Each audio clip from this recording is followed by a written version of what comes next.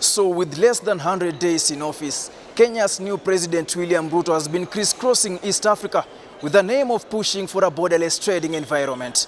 A move that has since prompted public and private investors to quickly join the queue in ensuring seamless trading activities within the East African countries. In an assembly organized by the East African Business Council, Mshai Kuniha, the director of the council, has underlined the vital role of a common market within the region. So today, I think we're here because we've had a long dream for East African community, which has been going on for many years, and also to improve trade and ease trade across the borders. At the same time, we know we have regulations, safety, sanitary and phytosanitary issues that we need to always keep our eye on across that. So the question is, how do we merge the two? How do we enable trade and safe trade across the borders? Also, to make it convenient trade, or is it easy trade, so that we are not putting too many rules so that the trade becomes impossible or expensive.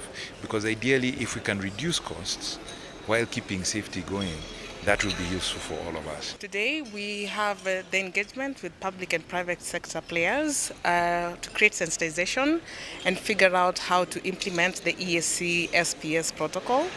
And back to the question you asked on the detection of food safety issues, I think even before we go to the process of detection, we first have to sensitize the private sector so they're aware of what food safety measures they need to follow.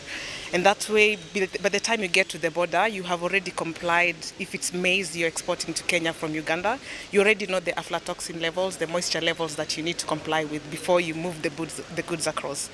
According to Kuniha, consolidating of product standards and having a common mandatory product certification scheme will be an enabler of unlocking East African economic potential. How can we unify standards, for instance, so that there is a single standard across the region?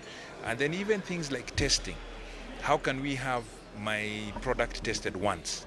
If I test it somewhere, if it needs a particular test, it is tested once, and that test is valid for the whole East Africa region.